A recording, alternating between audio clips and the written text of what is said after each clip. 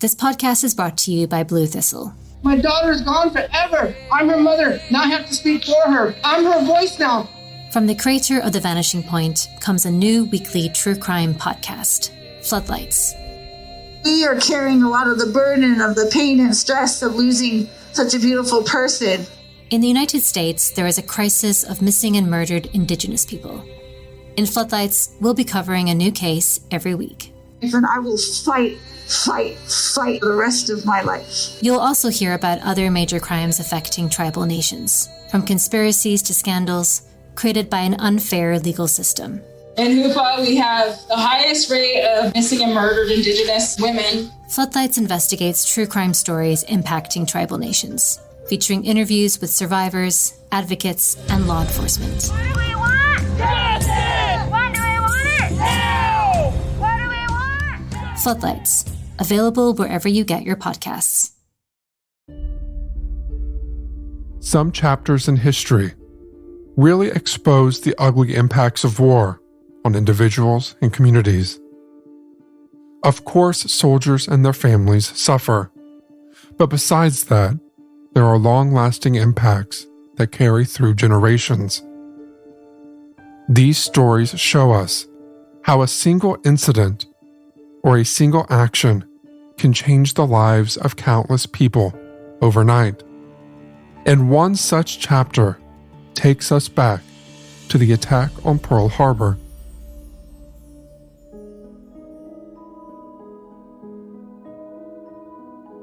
Welcome back, friend, to Hometown History. In today's episode, we will explore how the lives of more than 100,000 Japanese Americans changed following the attack on Pearl Harbor, and how, despite the lack of evidence against them, Japanese Americans face sabotage, paranoia, and discrimination against their community. But before we move into the effects, it's important to understand where this hatred began. December 7, 1941, a date which will live in infamy. The attack on Pearl Harbor was an unexpected military assault by the Japanese Navy against the American naval base in Honolulu, Hawaii. It happened just before 8 a.m. local time on Sunday, December 7, 1941. The key thing to know here is that at that time, the United States had not joined the war. It was still somewhat neutral ground. So this attack was basically one of the factors that prompted the U.S. to officially join World War II on the Allies' side the next day. But that's not the only thing that happened. Following this attack, the fear and suspicion toward Japan created a climate of mistrust towards Japanese Americans. There was widespread fear that people of Japanese descent living in the U.S. might align with Japan against America. And that was the beginning of it all. Coming back to our story, it takes us back to the presidency of Franklin Roosevelt. He was in his third term as president when World War II began, and on February 19, 1942, he signed Executive Order Number 9066, which put the Secretary of War and his commanders in charge of deciding where the military zones would be and who should be removed.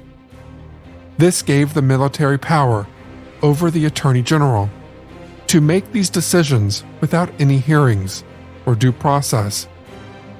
Now that was unprecedented power for a president, which meant he needed others to support this order. He asked Congress to support Executive Order 9066, and it did, following it with Public Law 503, which supported the order. Although the laws did not specifically name any race or ethnic group, they allowed the military to impose restrictions on anyone it deemed a threat. And everyone knew who would be targeted as said threat, With that, military areas were created. When the Japanese attacked Pearl Harbor, our west coast became a potential combat zone. And at first, curfews and other restrictions were imposed on everyone of Japanese descent when the evacuation began on March 22, 1942. The start of this evacuation was announced by news channels at the time, with a tone wavering between fear and contempt. One particular broadcast highlighted the evacuation without acknowledging that 2/3 of the Japanese evacuated were real American citizens. Instead, it used the derogatory term, Japs, to refer to the Japanese Americans. The news report inaccurately described the evacuations from the West Coast as voluntary, specifically mentioning that in Los Angeles, 36,000 Japanese Americans supposedly chose to sell their belongings in anticipation of leaving. Of course, we know that's not true. And this was only the beginning. Now, with as little as a few days' notice, and rarely more than 2 weeks, families had to decide what to do with their belongings. And those who delayed it any further became the targets of theft. Most of them had no choice but to store, sell, or abandon nearly everything they owned if they wanted to escape with their lives. The haste of these sales often led to significant financial losses because properties and valuables were sold for a fraction of their worth.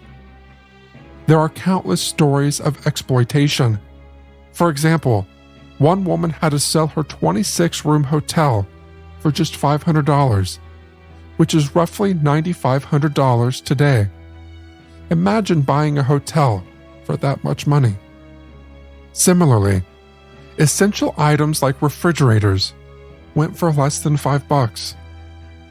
On another occasion, in a particularly desperate act, one man tried to burn down his own home rather than leave it behind, though his wife stopped him, reminding him of their dignity and humanity.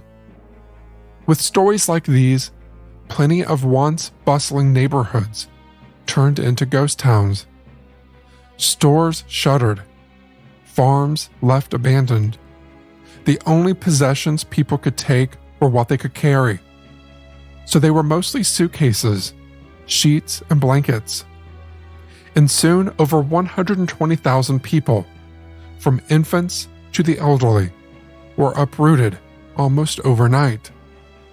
Without any due process or clear information, they were tagged and searched, uncertain if they would be deported or how long their imprisonment would last. And their troubles did not end there. Their relocation process lasted nearly 18 months. While thousands of these individuals managed to move east to avoid internment, the majority were herded into assembly centers, usually fairgrounds or racetracks, where conditions were terrible. They slept in horse stalls that were barely cleaned and still reeking of manure, and they were forced to make their own mattresses.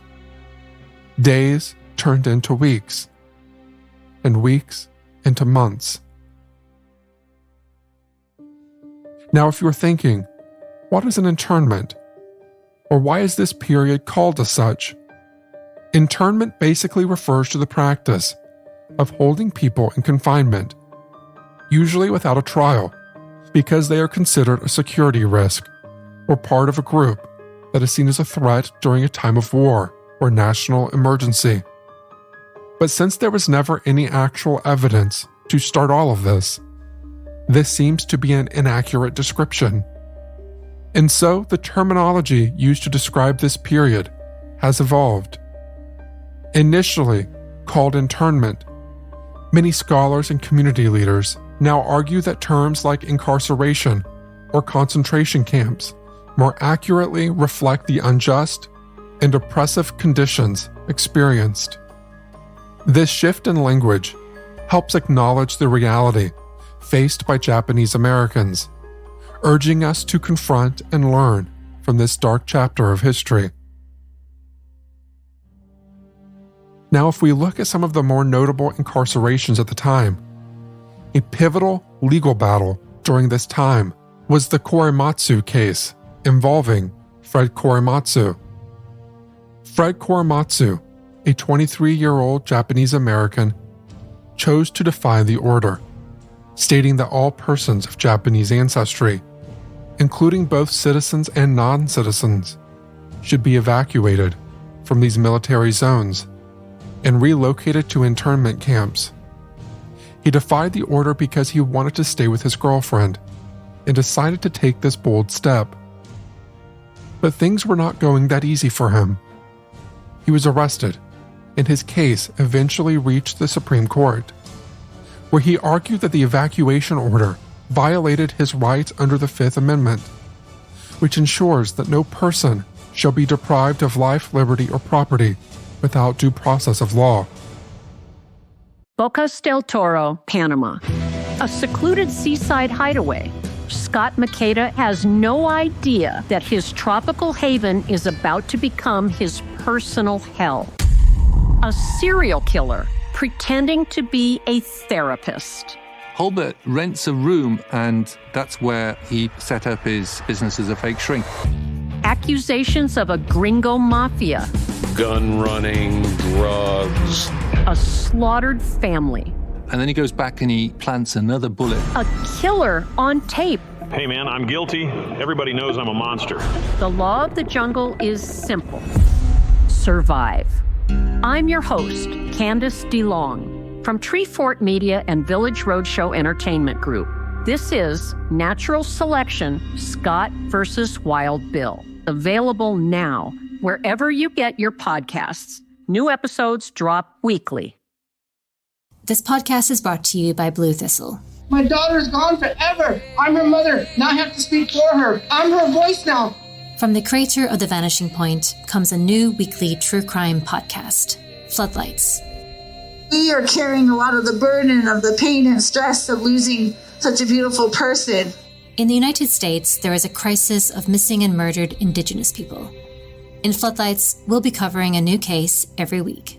And I will fight the rest of my life. You'll also hear about other major crimes affecting tribal nations, from conspiracies to scandals created by an unfair legal system. In Hoopa, we have the highest rate of missing and murdered Indigenous women. Floodlights investigates true crime stories impacting tribal nations, featuring interviews with survivors, advocates, and law enforcement. What do we want? Justice! When do we want it? Now! What do we want? Floodlights, available wherever you get your podcasts. The Supreme Court, in a majority opinion written by Justice Hugo Black, ruled 6-3 in favor of the government and held that the wartime needed to protect against espionage outweighed Korematsu's individual rights. Justice Black then stated that the evacuation order Korematsu challenged was not based on racial animosity, but on a military judgment that national security required the exclusion of all Japanese Americans from the West Coast. But the decision wasn't unanimous. Some judges did oppose this radical idea. Justices Frank Murphy, Robert Jackson, and Owen Roberts objected, criticizing the decision as racially discriminatory. Justice Murphy notably described the policy as falling into the ugly abyss of racism, and he likened it of the discriminatory practices of tyrannical regimes, which the United States was actively fighting against in the war. Basically, he called the Americans hypocrites. This decision showed how fear and prejudice can lead to significant violations of civil rights, even in a country committed to democratic principles. But on the same day, there was another court ruling that came as a ray of hope for these prisoners. That unanimous decision declared that loyal American citizens, regardless of their cultural descent could not be detained without just cause. This ruling effectively stated that while the removal might have been justified, the continued detention was not, and it finally allowed for the release of Japanese families in these camps. Anticipating the Supreme Court's rulings, the Roosevelt administration had moved to end the exclusions. On December 17, 1944, the day before the decisions were publicly announced, Public Proclamation No. 21 was issued, which rescinded the exclusion orders and declared that Japanese Americans could return to the West Coast starting the next month. So a month after the Korematsu decision, the camps officially began to close. But now there was another problem. After being disgraced and turned away, they couldn't just simply go back to their old lives. The law may be on their side now, but public opinion was not. They felt going back would open them up to hostility, and many of their farms had been either destroyed or burnt already.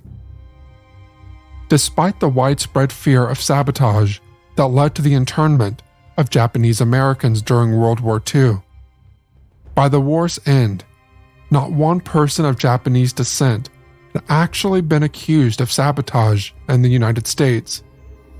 It was clear that the reaction was much bigger than the actual threat. But isn't that always the case? Still, it took Fred Korematsu 40 years to have an opportunity to clear his name. With the help of a team of young lawyers, led by Dale Manami, this team argued that the courts must remain operational and independent, even in times of crisis, and not be dominated by arbitrary military decisions. They sought a judicial declaration to confirm that the actions of Japanese Americans during the war were not acts of espionage or sabotage, and that they were not traitors. Now, typically a Supreme Court decision is final, but Manami and his team reopened the Korematsu case using a rare and seldom successful legal motion called coram nobis. The coram nobis motion allows for a court case to be reopened if there is a serious error in facts or data that can change the outcome. So if, for example, you're convicted of murder, but years later someone now finds evidence that proves you weren't even in the country during the murder, you can call for a coram nobis motion. So legal historian Peter Irons discovered documents that showed that government lawyers had concealed critical evidence from the Supreme Court. On November 10, 1983, the U.S. District Court ended Fred Korematsu's conviction, effectively acknowledging the mistake that was made in his case. It was a major step in the right direction, even though we haven't heard so much about it since. It wasn't until 1988 that the U.S. Congress formally recognized and addressed the injustice with the passage of the Civil Liberties Act. This act not only offered a formal apology, but also provided reparations, granting each camp survivor $20,000, roughly equivalent to $53,000 today. The act was signed into law by the president at the time, Ronald Reagan, and sponsored by Congressman Norman Mineta, who was a former intern. And with that ended a dark chapter in U.S. history. A chapter with universal condemnation, and one that is a reminder of the ongoing struggles against marginalization faced by various minorities in society. And that brings us to the end of our episode today. This chapter of history is another example, among many others, of the experiences and hardships of those who were unjustly incarcerated.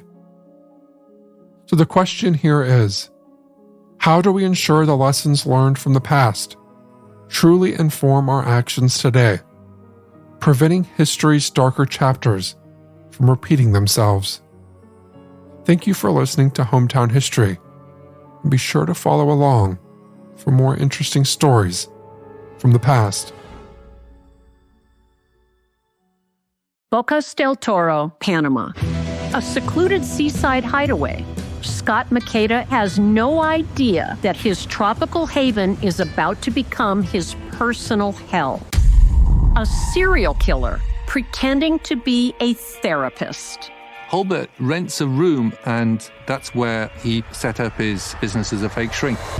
Accusations of a gringo mafia. Gun running, drugs. A slaughtered family. And then he goes back and he plants another bullet. A killer on tape. Hey man, I'm guilty. Everybody knows I'm a monster. The law of the jungle is simple. Survive. I'm your host, Candace DeLong, from Treefort Media and Village Roadshow Entertainment Group. This is Natural Selection: Scott vs. Wild Bill. Available now, wherever you get your podcasts. New episodes drop weekly.